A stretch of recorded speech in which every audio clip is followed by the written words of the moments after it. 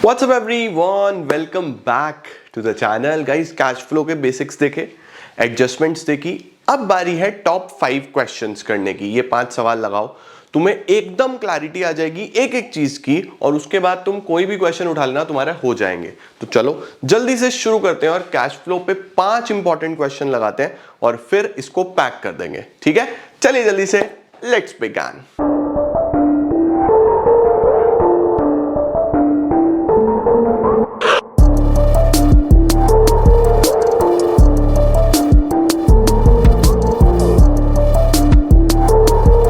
चलो यार शुरू करते हैं बच्चों। मोस्ट प्रोबेबली ज्यादा चांसेस ये हैं कि हमारे एग्जाम में हमें कोई भी 2 एक्टिविटीज बनाने को आए, मतलब फुल फ्लेजेड क्वेश्चन पूरा तीनों एक्टिविटी का आए, उसके चांसेस कम हैं।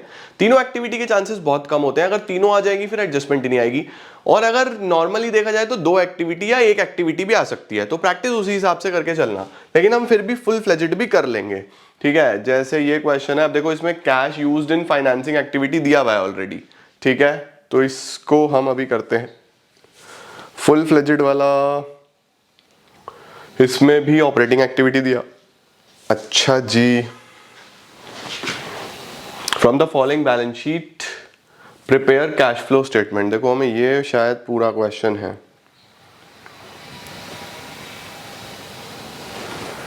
कैश फ्लो स्टेटमेंट बनाना है, एडिशनल इंफॉर्मेशन दिया हुआ है, इन्वेस्टिंग एक्टिविटी दिया हुआ है, ये करते हैं। चलो इससे शुरू करते हैं, इस वाले क्वेश्चन से शुरू करते हैं। ठीक है, बहुत अच्छा सवाल है, इससे तुम्हें क्लैरिटी भी आएगी, चीजें समझ में भी आएगी, और काफी कुछ कवर करता है ये question.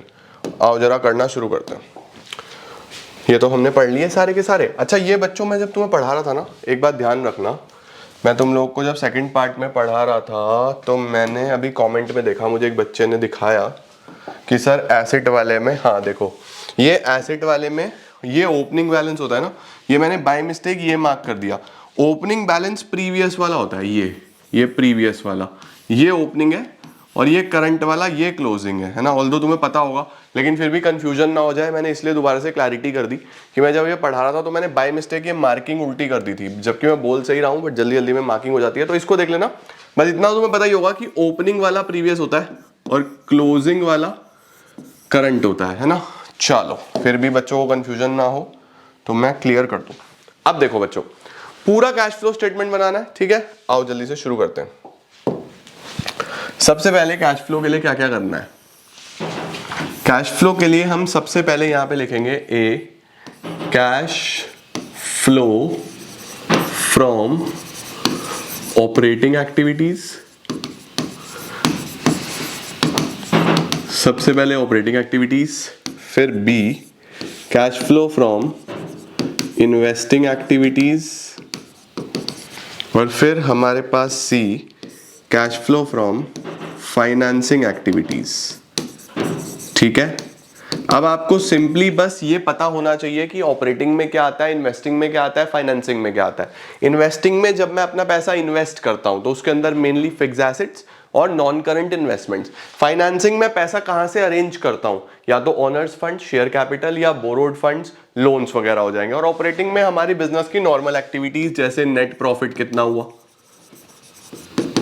Net profit before tax, operating profit कितना हुआ, क्योंकि ये cash flow from operating activities है तो ऑपरेटिंग प्रॉफिट भी देखना पड़ेगा, ऑपरेटिंग प्रॉफिट कितना हुआ। उसके बाद फाइनल कैश जनरेटेड कितना हुआ, इसमें से इनकम टैक्स हटा के हमारा काम हो जाएगा। ठीक है, चलो अब सवाल पे चलते हैं जल्दी से। ये चिड़िया है मेरे घर पे, मतलब मेरे घर पे, क्योंकि हम एनिमल्स बर्ड्स को फूड देते हैं, तो यहाँ एक विंडो है ना, विंडो पे टक टक टक टक कर रही है कि खाना दो मुझे। सुबह दे दिया, अभी फिर भी ठक ठक कर रही है। चलो देखो बच्चों, ये हमारे पास बैलेंस शीट है। ठीक है, देखो ये 2021 प्रीवियस ईयर, ये करंट ईयर, और यहां से हम पढ़ना शुरू करेंगे। Equity and liability, share holders fund, share capital. पिछले साल 80 से 1 लाख, 80 से 1 लाख हो गया बच्चों, तो 20,000 से बढ़ गया। 20,000 से बढ़ गया तो हमने शेयर्स इशू करे होंगे, तभी तो शेयर कैपिटल बढ़ा, तो पैसा आया। यहां पे लिखूंगा इशू ऑफ शेयर्स 20,000 रुपए, पैसा आ गया बेटा। ठीक है, उसके बाद हमारे पास क्या है, उसके बाद है सर हमारे पास रिजर्व्स एंड सरप्लस, जिसपे नोट नंबर 1 लिखा हुआ है। तो नोट्स हमेशा नीचे होते हैं। नोट नंबर 1, ये हमारे पास नोट नंबर 1 है, इसमें प्रॉफिट एंड लॉस का बैलेंस है और जनरल रिजर्व है। आओ जरा इसको करते हैं अब, प्रॉफिट एंड लॉस का बैलेंस और जनरल रिजर्व। तो इसमें हम एनपीबीटी बना लेते हैं, नेट प्रॉफिट बिफोर टैक्स। कैसे बनता है, करंट ईयर का प्रॉफिट माइनस प्रीवियस ईयर का profit plus tip, transfer to reserve, interim dividend, propose dividend, provision for tax. ये 4 चीजें आपको पता होनी चाहिए, ठीक है। चलो sir, current year minus previous year, कितना कितना करंट ईयर और प्रीवियस ईयर दिया हुआ है। P&L का बैलेंस करंट ईयर 2400 और 2000, 2400 माइनस 2000, 2400 माइनस 2000 तो 400, तो ये हो गया।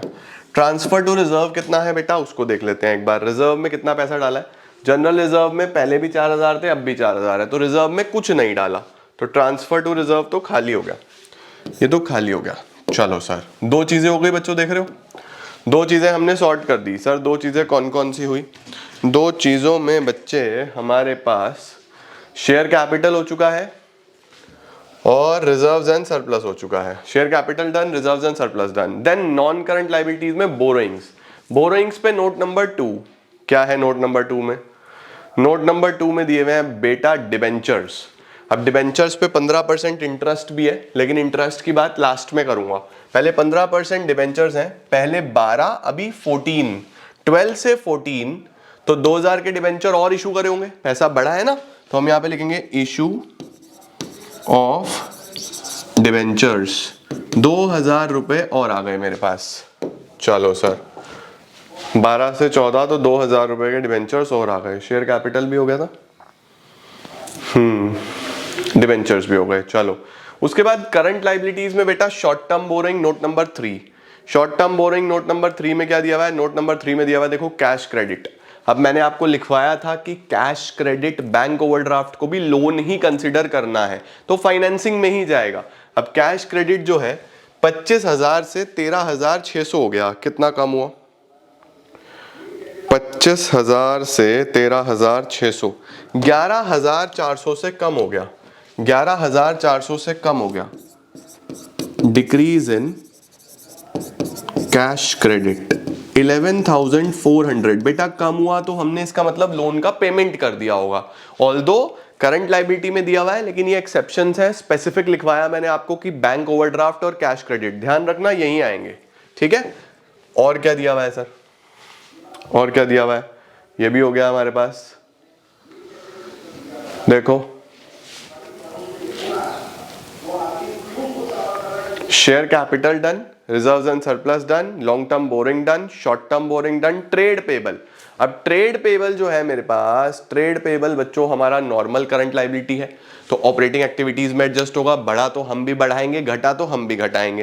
कितना, 34,000 से 31,600 हो गया, 34,000 से 31,600 हो गया, 2,400 से कम हो गया, 2,400 से कम हो गया है, तो मैं यहां पे लेस करूंगा 2,400, decrease in trade payables. Current liability कम होती है तो हम भी लेस करते हैं, 2,400 ये कर दिया बच्चों मैंने, कम हुआ है ना, लेस ब्रैकेट में लिखूंगा। चलो सर, ये भी डन है।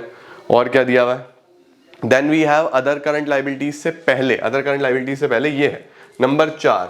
नंबर 4 क्या है, प्रोविजन फॉर टैक्स। नंबर 4 क्या है मेरे पास, provision for tax. Provision for tax में क्या दिया हुआ है,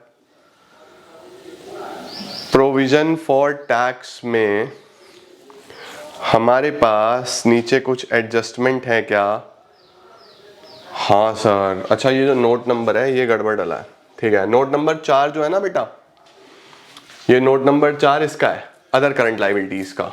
शॉर्ट टर्म प्रोविजन में तो बस प्रोविजन फॉर टैक्स है।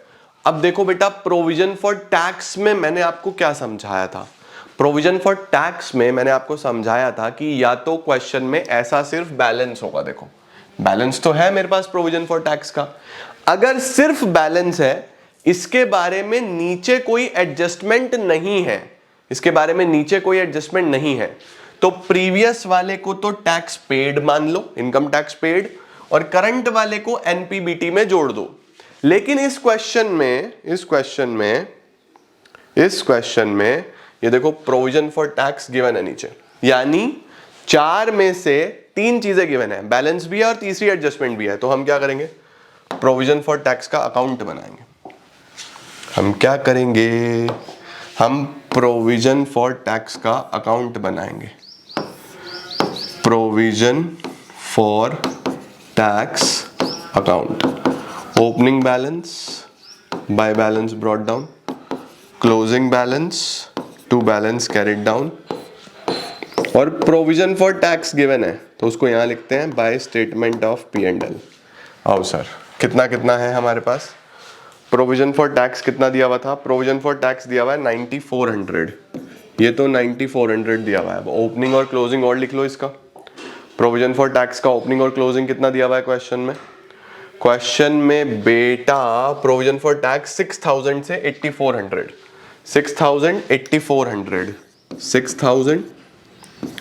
6800, ये ओपनिंग,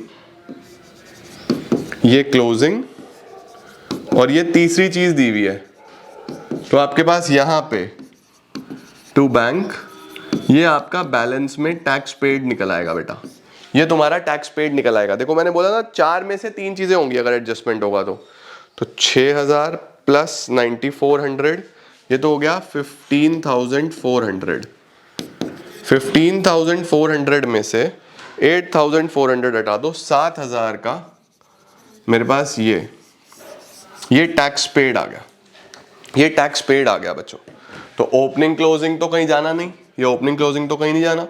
ये प्रोविजन फॉर टैक्स है 9400, ये यहां पे प्लस होगा, this is provision for tax. और जो टैक्स पेड निकल के आया 7000 रुपए, ये ऑपरेटिंग एक्टिविटी में सबसे नीचे माइनस, इनकम टैक्स पेड, ये कितना आया 7000 रुपए। देखो 7000 रुपीज ये माइनस। अगर सर ये एडजस्टमेंट ना होती, सपोज ये ना होता, तो बस ओपनिंग क्लोजिंग था तुम्हारे पास, फिर ये ओपनिंग वाले को टैक्स पेड मान रहे थे, यहां लिख रहे थे, और क्लोजिंग वाले को प्रोविजन मान रहे थे, यहां लिख रहे थे। लेकिन क्योंकि एडजस्टमेंट में ये दे दिया तो ये बैलेंस में निकाला, ये दे देता तो ये बैलेंस में निकालता। एडजस्टमेंट यही है बच्चों, इसके अंदर कंफ्यूज बिल्कुल भी होने की जरूरत नहीं है। ठीक है, डन हो गया सर ये। और क्या दिया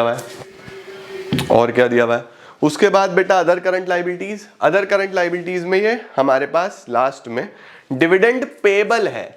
डिविडेंड पेबल का मतलब है कि ये डिविडेंड मैंने अभी नहीं दिया है, डिविडेंड देना था लेकिन मैंने दिया नहीं है, ये मेरी लायबिलिटी है। चलो इसको अभी देखेंगे, ठीक है। लायबिलिटी साइड खत्म, लायबिलिटी साइड पूरा खत्म हो गया बेटा। देखो तुमने सब कुछ एडजस्ट कर दिया लायबिलिटी में से, लायबिलिटी में each and everything is adjusted. Sir एक चीज कर दी बेटा, देखो ध्यान से।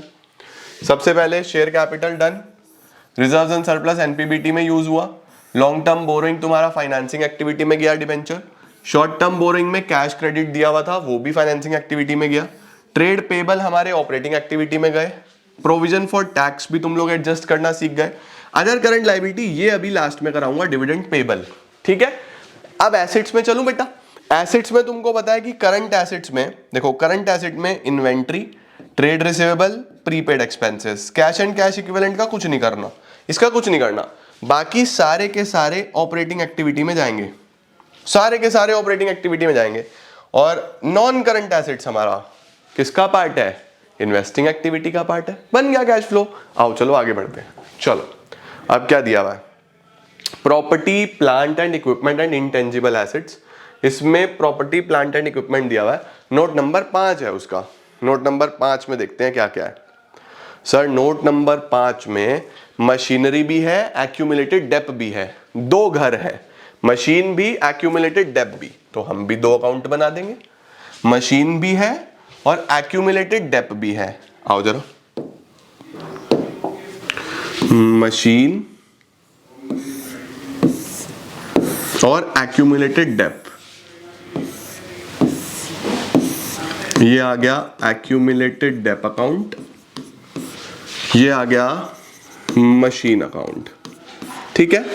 Opening balance to balance brought down, closing balance by balance carried down, ठीक है सर, ओके। एक्यूमुलेटेड का opening balance by balance brought down, closing balance to balance carried down. आओ जी, अब जरा बच्चों जी मशीनरी और एक्यूमुलेटेड डेप्थ के बैलेंसेस देख लें। देखो बेटा, मशीनरी 82 का ओपनिंग, 80 का क्लोजिंग, 82 80 22 30, 82 80 22 30, ये ओपनिंग क्लोजिंग गिवन है हमको। ये हमको बच्चों ओपनिंग और क्लोजिंग गिवन है, 82 80 22 और 30। चलो अब इसमें एडजस्टमेंट क्या है। ये प्रपोज डिविडेंड है, इसको लास्ट में देखेंगे। प्रोविजन हो चुका है, इंटरिम डिविडेंड को भी लास्ट में देखते हैं। ये है, देखो लिखा हुआ है मशीनरी सोल्ड फॉर 10,000, कॉस्ट उसकी 20,000 थी, उस पे एक्यूमुलेटेड डेप्थ 6,000 दिया हुआ है। अब यहां मेरी बात बड़े ध्यान से देखना बच्चों, बहुत ध्यान से मेरी बात समझना। तुमको क्या दिया हुआ है ये बहुत इंपॉर्टेंट है, देखना। मशीन की कॉस्ट 20,000 थी, यानी कि पार्ट ऑफ मशीन जिसका कॉस्ट 20,000 है, इसका एक्यूमुलेटेड डेप्रिसिएशन, एक्यूमुलेटेड का मतलब करंट ईयर का डेप नहीं दिया हुआ, इस मशीन का पूरे जीवन का डेप दिया हुआ है कितना, 6,000। इसका एक्यूमुलेटेड डेप 6,000 है, इसका एक्यूमुलेटेड डेप 6,000 है। सोचो 20,000 जिस मशीन की कॉस्ट है, उस पे जीवन भर में 6,000 का डेप लगा, तो आज इसकी वैल्यू कितनी है बेटा, 14,000। आज इसकी वैल्यू 14 है। ये 10,000 में बिकी, 14 वाली मशीन 10,000 में बिकी। 14 वाली मशीन अगर 10,000 में बिकी तो क्या लॉस आ गया 4,000 रुपए का। 14 वाली मशीन 10,000 में बिकी तो 4,000 का लॉस आया या नहीं आया, आया ना। स्क्रीनशॉट लो जल्दी से स्क्रीनशॉट लो बच्चों। दोबारा देखो, कॉस्ट दी हुई थी 20, जिसपे एक्यूमुलेटेड डेप्रिसिएशन यानी इसी मशीन का डेप्रिसिएशन 6, वैल्यू कितनी आई 14। 14 वाली 10 में बिकी तो 4,000 का लॉस है या नहीं है। चलो 10 की सेल, 4 का लॉस और 6 का एक्यूमुलेटेड डेप। 10 की सेल, 4 का लॉस और 6 का एक्यूमुलेटेड डेप। इसका जीवन भर का बेटा 6,000 का एक्यूमुलेटेड डेप। अब एक्यूमुलेटेड डेप दिया है तो ये एक्यूमुलेटेड डेप तो यहां से आता है, तो इधर लिखता हूं to machine account, accumulated dep 6,000। मैंने आपको इसमें भी बताया था, करंट ईयर का डेप दिया हो तो ये बैलेंस में निकलेगा, ये दिया है तो करंट ईयर का डेप बैलेंस में निकलेगा। अब यहां पे करंट ईयर का डेप बैलेंस में आ जाएगा, ये बैलेंस में आ जाएगा, और ऐसे ही बेटा यहां पे परचेज बैलेंस में आ जाएगा, परचेज बैलेंस में आ जाएगा। ठीक है, आओ जरा करके देखते हैं।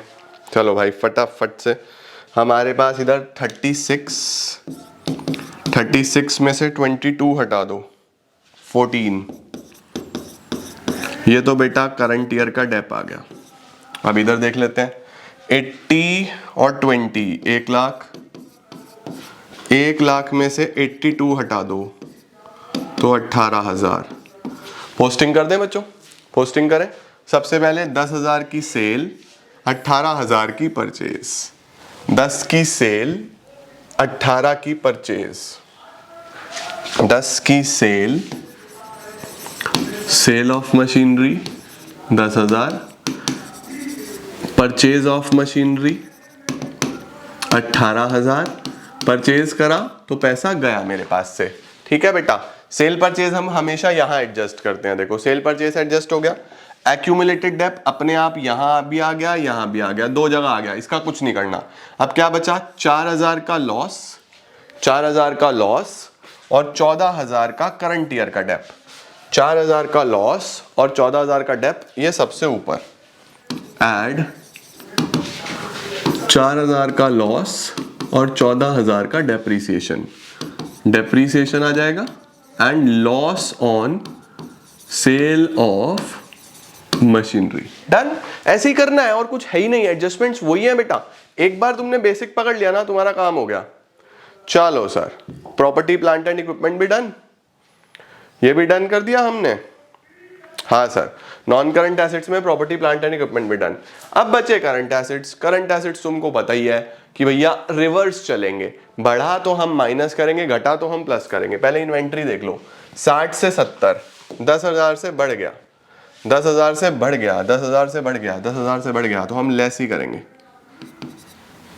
इंक्रीज इन इन्वेंट्री 10,000 से बढ़ा है तो हम यहाँ पे माइनस करेंगे, ठीक है। और क्या है, और क्या है सर, और क्या है सर, और क्या है सर, ट्रेड रिसीवेबल 40 से 48 ये भी बढ़ गए, ट्रेड रिसीवेबल 40 से 48 ये भी बढ़ गए, तो हम ये भी माइनस करेंगे।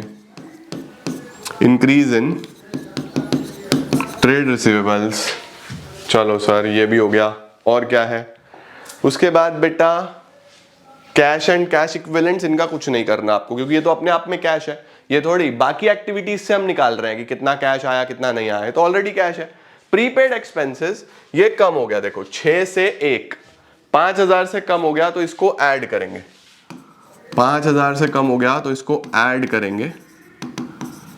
डिक्रीज इन प्रीपेड एक्सपेंसेस, चलो सर ये भी डन, ये भी डन बच्चों। देखो पूरा बैलेंस शीट आपने एडजस्ट कर दिया, पूरा बैलेंस शीट एडजस्ट कर दिया। अब नोट्स चेक करो, क्या सारे नोट्स हो गए? ये भी हो गया, इट्स का इंटरेस्ट अभी देखना है, कैश क्रेडिट हो गया, डिविडेंड पेबल अभी देखना है, बाकी हो गया है, ठीक है। अब पहले प्रपोज डिविडेंड की बात कर लेते हैं। प्रपोज डिविडेंड में बच्चों मैंने आपको सिखाया था, क्या सिखाया था प्रपोज डिविडेंड में, कि करंट ईयर वाले को तो बिल्कुल इग्नोर कर देना, इसको तो बिल्कुल इग्नोर कर देना, दिखना भी नहीं चाहिए ये आपको, 100% इग्नोरेंस कर दो इसकी, 100% इग्नोरेंस। ये तो है करंट ईयर। प्रीवियस ईयर वाला ही डिविडेंड पेड है, यही डिविडेंड पेड है, यही डिविडेंड प्रपोज्ड है। अब जो प्रपोज कर रहे हो बच्चों वो तो एनपीबीटी में ऐड होना है 10,000 रुपए, 10,000 रुपए एनपीबीटी में ऐड होगा प्रपोज डिविडेंड। ये तो बेटा आप प्रपोज कर रहे हो तो ये तो पूरा का पूरा, यही बेटा डिविडेंड पेड होता है। लेकिन मैं डिविडेंड पेड करने से पहले एक पॉइंटर आ गया क्वेश्चन में, ये इंपॉर्टेंट है इस चीज में। सर डिविडेंड पेड 10,000 तो मान लूं, लेकिन बैलेंस शीट में बहुत साफ लिखा था कि 2,000 रुपए अभी पेबल है, 2,000 अभी दिया नहीं है। इसका मतलब 10 में से 2 तो अभी दिया ही नहीं, तो कितना दिया ये ध्यान रखना बच्चों, कितना दिया, 8,000 रुपए। ये ध्यान रखना बेटा, अगर डिविडेंड में पेबल लिखा आ गया तो प्रपोज में तो पूरा ही बनाओगे, क्योंकि ये तो आप अगले साल के लिए प्रपोज कर रहे हो तो वो तो पूरा ही आएगा। लेकिन पेड में क्योंकि मुझे देखना होता है कैश कितना गया, तो पेबल वाला हटा देना, 10 में से 2 अभी पेबल है तो कैश नहीं गया, 8,000 रुपए आ जाएगा। परफेक्ट, डन सर, ये भी डन हो गया, डिविडेंड भी हो गया। उसके बाद क्या है, प्रोविजन फॉर टैक्स हो चुका है, मशीनरी हो चुका है, इंटरिम डिविडेंड पेड 9,000 रुपए, 9,000 का बच्चों इंटरिम डिविडेंड भी दिया है, ओके वो भी यहीं आएगा। इंटरिम डिविडेंड पेड 9,000 रुपए, ये यहां से माइनस, और एनपीबीटी में ये इंटरिम डिविडेंड 9,000 रुपए ये प्लस, बस ट्रांसफर टू रिजर्व नहीं था इसके अंदर, बाकी सारी एडजस्टमेंट्स थी बेटा। इंटरिम डिविडेंड 9,000 रुपए ये भी हो गया। चलो सर अब क्या रह गया, अब बस इंटरेस्ट ऑन डिवेंचर रह गया। अब देखो इंटरेस्ट ऑन डिवेंचर के बारे में क्वेश्चन में कोई जानकारी नहीं है, जब कोई जानकारी नहीं है तो मैंने आपको सिखाया ओपनिंग बैलेंस पे 12,000 पे 15% इंटरेस्ट पेड, 12,000 पे 15% इंटरेस्ट पेड ऑन डिवेंचर्स, तो कितना बनेगा, 12,000 पे 15% 1,800 रुपए, 1,800 रुपए नीचे माइनस और सबसे ऊपर प्लस, क्योंकि इंटरेस्ट ऑन डिवेंचर 1,800 रुपए यहां पे प्लस, ठीक है। नॉन ऑपरेटिंग आइटम है, देखो लॉस आया, डेप आया, इंटरेस्ट आया, गुडविल नहीं थी, नहीं तो वो और आ जाती, बस मेनली इसमें यही आती हैं adjustments. Interest paid on debenture 1,800 रुपए, बस हो गया काम, फाइनल हो गया बेटा। चलो भाई जल्दी जल्दी से, अब जल्दी जल्दी से एनपीबीटी फाइनल कर दो। 400 देखो 10,000 और 9,000 19,000, अच्छा 9 और 9 18 कर लो, 18 और 10 28, 28 400 और 400, 28 800 आना चाहिए। कर लेते हैं फिर भी, 400 प्लस 9,000 प्लस 10,000 प्लस 9,400, 28,800 आ गया है। 28,800 ये तुम्हारा एनपीबीटी आ गया फाइनल। एनपीबीटी 28,800, 28,800 तुम्हारा एनपीबीटी है। उसमें ये सब जोड़ेंगे तो ऑपरेटिंग प्रॉफिट आ जाएगा। जोड़ो चलो फटाफट से। 28,800 में 4,000 जोड़ दो, प्लस 14,000 जोड़ दो, प्लस 1,800 जोड़ दो। 4,000 14,000 1,800, 48,600, 48,600। फिर ये फाइनल एक ही बार बाहर कर लेता हूँ। 5,000 प्लस का है, माइनस 10,000, माइनस 2,400, माइनस 8,000। एक बार चेक कर लूँ बच्चों, इसमें गड़बड़ हो जाती है कभी कभी। Decrease in prepaid expenses, asset कम हुआ है तो हमने ऐड कर दिया। इन्वेंट्री बढ़ा था, एसेट है, हमने लेस कर दिया। ट्रेड पेबल कम हुए थे, हमने लेस करे। ट्रेड रिसीवेबल बढ़े थे, हमने लेस करे। ठीक है, 15,400 इसमें से माइनस करो।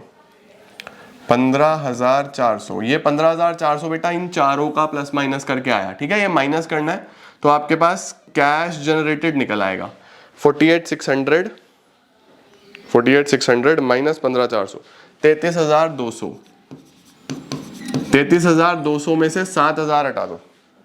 33,200 माइनस 7,000 का इनकम टैक्स, 26,200 रुपए बाहर। 26,200 बच्चों आपका फाइनल ऑपरेटिंग एक्टिविटीज आया है। ठीक है, पॉजिटिव आया तो इसको लिखना cash flow from operating activity. Investing में क्या आ रहा है, 8,000 रुपए नेगेटिव के आ रहे हैं, बस 8,000 रुपए नेगेटिव के आ रहे हैं। इसको बाहर कर दो, इसको बोलेंगे cash used, cash used in investing activity.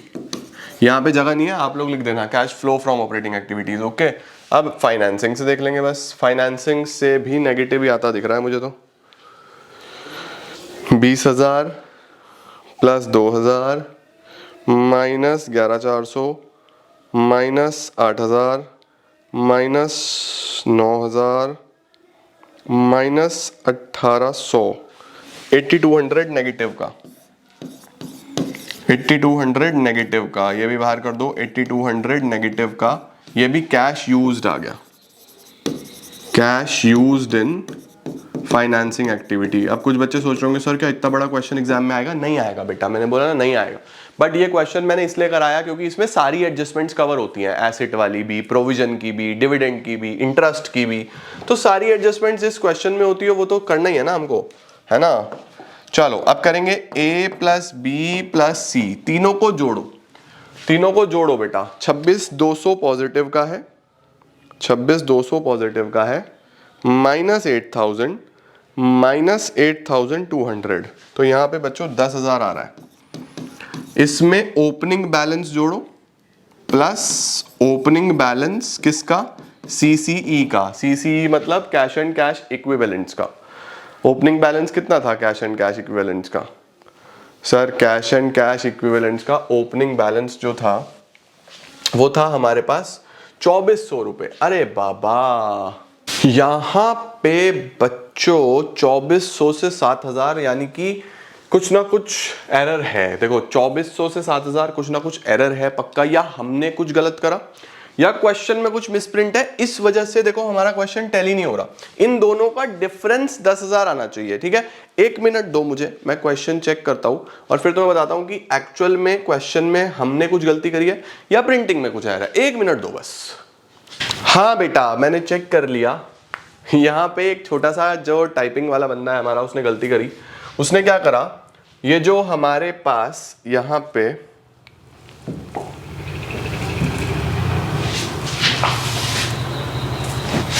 Prepaid expenses हैं, उसने यहां पे गड़बड़ कर दी।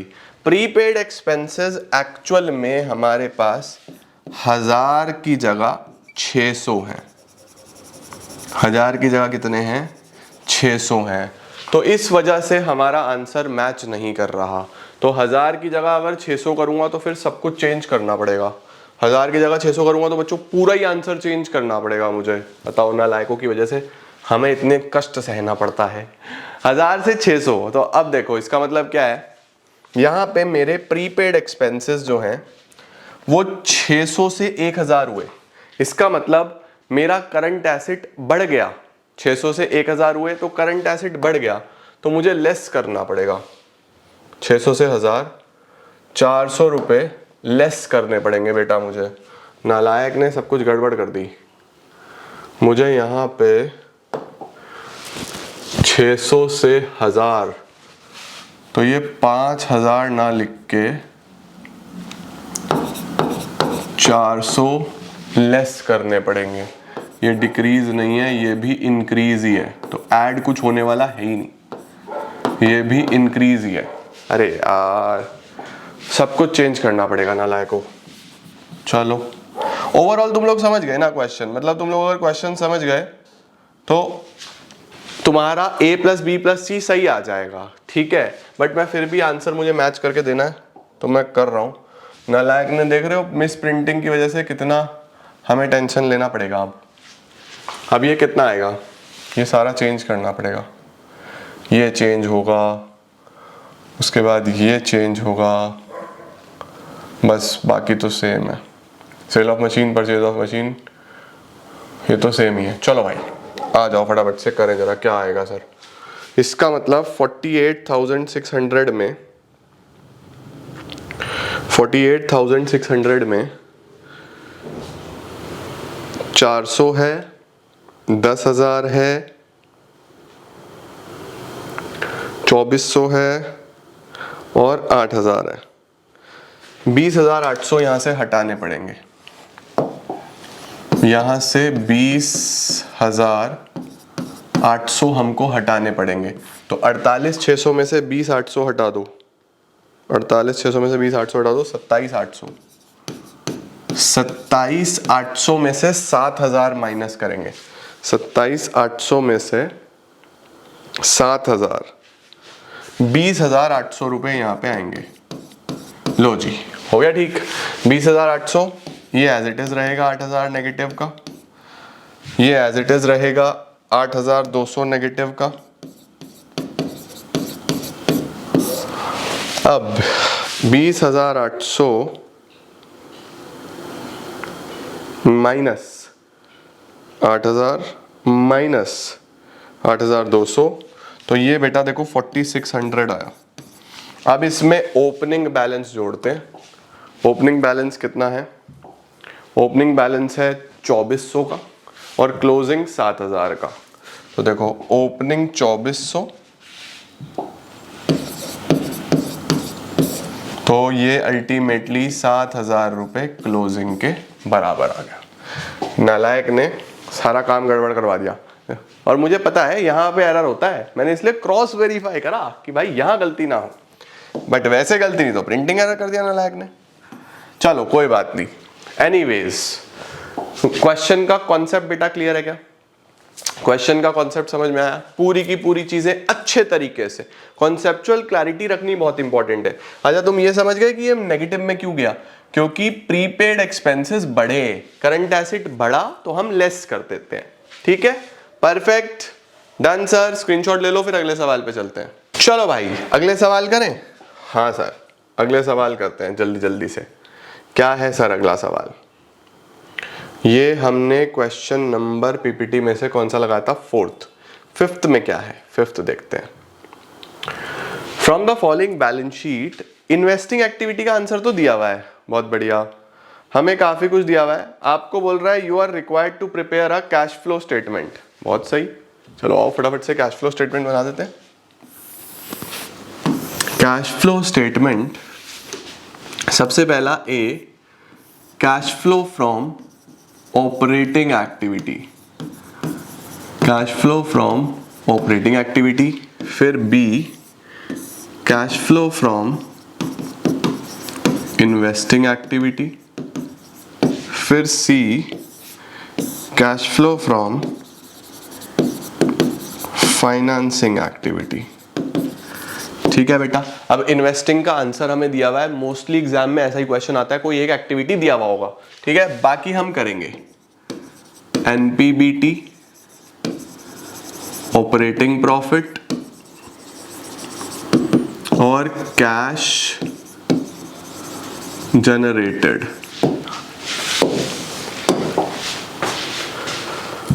आओ जरा देखते हैं, शुरुआत करते हैं बच्चों। चलो, equity and liability, share holders fund, share capital 4 से 7 लाख। 4 से 7 लाख तो 3 लाख रुपए इशू ऑफ शेयर्स में आ जाएंगे। इशू ऑफ शेयर्स 3 लाख रुपए, ठीक है, ये सॉर्टेड है। इशू ऑफ शेयर्स 3 लाख रुपए आ गए बेटा आपके पास, 4 से 7 लाख। रिजर्व्स एंड सरप्लस का note number 1, reserves and surplus का नोट नंबर 1 दिया हुआ है बच्चों। इसका नोट नंबर 1 सिर्फ P&L का बैलेंस दिया हुआ है, सिर्फ P&L का बैलेंस दिया हुआ है। तो NPBT में मैं क्या करूंगा, current year minus previous year. Current year कितना है, करंट ईयर है बेटा 335 नेगेटिव का, और प्रीवियस ईयर भी 50,000 नेगेटिव का ही है। तो 335 नेगेटिव का, ये नेगेटिव माइनस का 50,000, तो इसका मतलब ये नेगेटिव ये पॉजिटिव हो गया, तो ये आ जाएगा 285 नेगेटिव का, है ना भाई। एक ऑलरेडी नेगेटिव में था और 2 माइनस के हो गए, तो माइनस माइनस प्लस हो गया, तो कितना आ गया हमारे पास 335 माइनस 50,000, 285 आ गया नेगेटिव का। चलो सर, ये तो सॉर्टेड है। NPBT हो गया हमारा, P&L का बैलेंस डन। देखो नेगेटिव नेगेटिव वाला भी तुम पहली बार देख रहे होगे, बहुत कम दिखते हैं ऐसे क्वेश्चंस, तो एग्जाम में गलती ना हो। Okay done sir. Shares capital done, reserves and surplus done. Non current liability long term borrowing note number 2। Note number 2 में क्या है, 9% डिबेंचर्स 2 लाख से 4 लाख, 2 लाख से 4 लाख। तो इशू ऑफ डिबेंचर्स 2 लाख से 4 लाख, तो 2 लाख आ जाएगा। इंटरेस्ट इसका लास्ट में देखूंगा, ठीक है, इंटरेस्ट लास्ट में देखेंगे। इशू ऑफ डिबेंचर्स हमने डन कर दिया। उसके बाद क्या है, उसके बाद है मेरे पास current liability, short term borrowing note number 3। Short term borrowing में क्या है, शॉर्ट टर्म बोरोइंग में कैश क्रेडिट है 30 से 22, ये 8,000 से कम हो गया बेटा, 8,000 से कम हो गया। डिक्रीज इन कैश क्रेडिट, ये हमने माइनस कर दिया होगा, ठीक है। चलो सर, ये भी हो गया। इसके बाद क्या है बेटा, शॉर्ट टर्म बोरिंग भी सॉर्टेड हो गया। Trade payable current liabilities, trade payable बेटा 80 से 128, तो इसका मतलब कितनी बढ़ गई, 48। 48 से करंट लायबिलिटी बढ़ गई तो हम भी बढ़ा देंगे 48,000 से। इंक्रीज इन ट्रेड पेबल तो हम भी ऐड कर देंगे 48,000। चलो 80,000 से 1,28,000, बढ़िया हो गया सर, ये भी डन हो गया। Other current liability note number 4 दिया हुआ है। नोट नंबर 4 में क्या दिया हुआ है, आउटस्टैंडिंग एक्सपेंसेस 10 से 20, 10,000 से ये भी बढ़ गए, 10,000 से ये भी बढ़ गए। Increase in outstanding expenses, current liability बढ़ती है तो हम भी बढ़ा देते हैं, है ना। चलो सर, ये भी डन है। लायबिलिटी साइड खत्म, सारी की सारी लायबिलिटी वाला पोर्शन खत्म, ये समाप्त हो गया। शेयर कैपिटल हो गया, रिजर्व सरप्लस हो गया, लॉन्ग टर्म बोरिंग्स हो गया, शॉर्ट टर्म बोरिंग्स हो गया, trade payable, other current liability सब कर दिया हमने, ठीक है। अब एसेट्स में बेटा जी मेनली हमें जो करंट एसेट्स हैं ये तो ऑपरेटिंग में जाते हैं। Non current investments, property plant and equipment, ये तो बच्चों मेनली इन्वेस्टिंग का पार्ट है, और इन्वेस्टिंग हमें बनाना नहीं, क्योंकि इन्वेस्टिंग का हमें आंसर ऑलरेडी दिया हुआ है, cash used in investing activity, ये तो मैं डायरेक्टली भी लिख सकता हूं। लेकिन अगर सेल परचेज हुआ होगा मशीनरी का तो उस पर प्रॉफिट लॉस तो होगा, तो बनाना तो पड़ेगा। तो देखो क्या दिया हुआ है, प्रॉपर्टी प्लांट एंड इक्विपमेंट में मशीनरी है बस 3 लाख से 5 लाख, और हमें नीचे एक्यूमुलेटेड डेप्थ वगैरह कुछ नहीं है, तो खाली मशीनरी का अकाउंट बना लेते। आओ बनाए, हम लोग एक काम करते हैं, खाली मशीनरी का अकाउंट बना लेते हैं। आओ सर,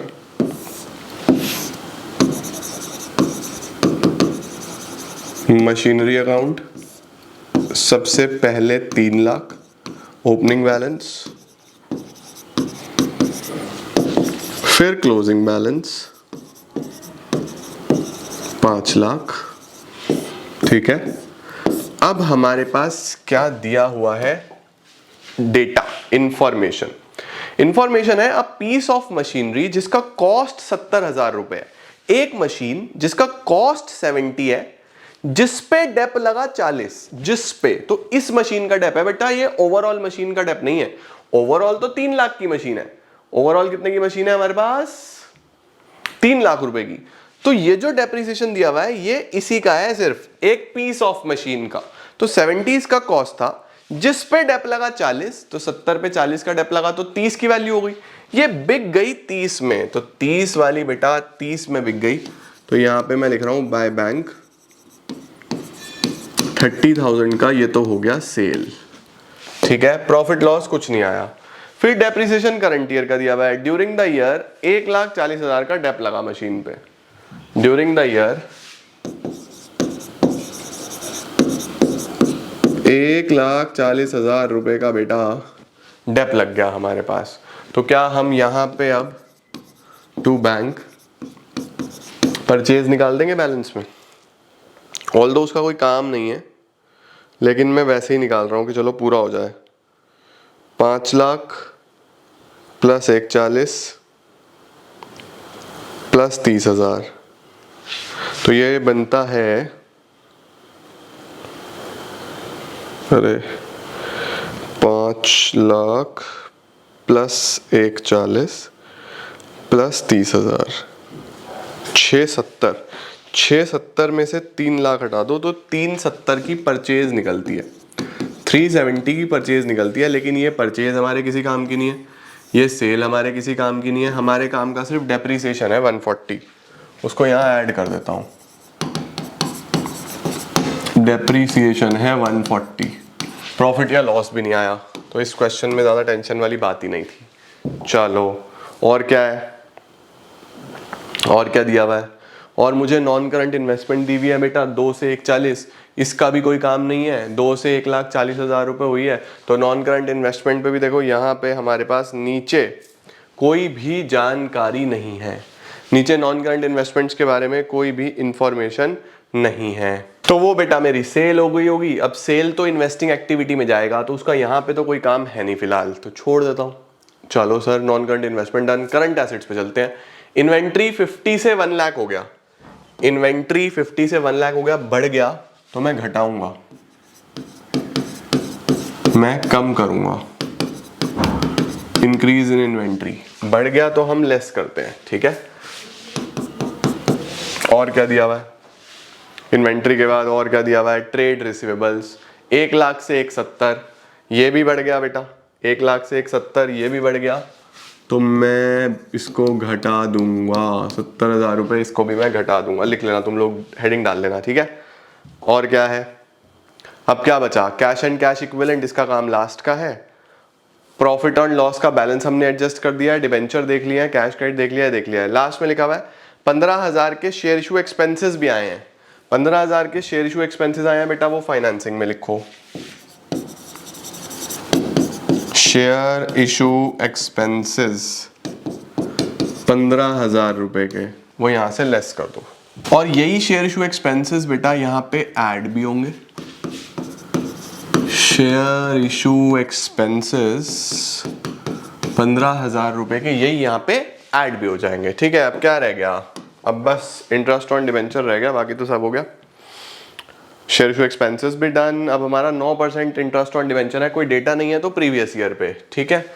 9% 2 लाख पे 18,000 इंटरेस्ट ऑन डिबेंचर्स,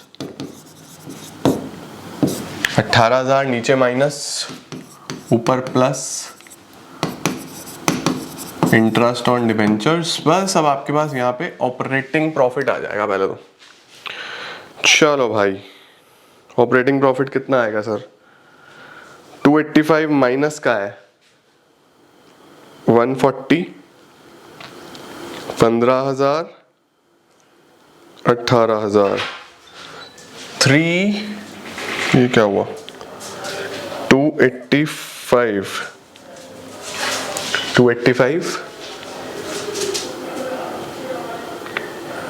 140,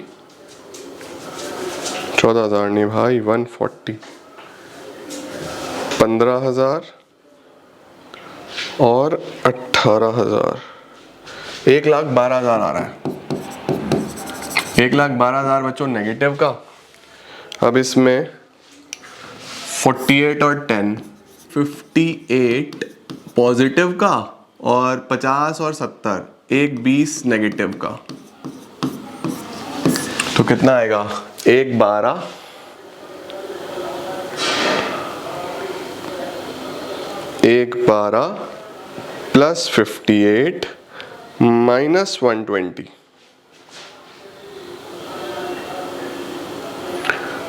माइनस का 1,12 प्लस का 58 माइनस का 120, 174। ठीक है। इन्वेस्टिंग का हमें दिया हुआ था cash used in investing activity. कितना दिया हुआ था बच्चों cash used in investing activity? 280। ये ऑलरेडी 280 दिया हुआ था और ये होपफुली पॉजिटिव आएगा।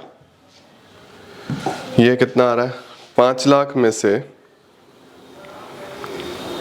8,000, 15,000 और 18,000 हटा दो, 459। लो सर, अब A plus B plus C करना है हमें। 459 माइनस 280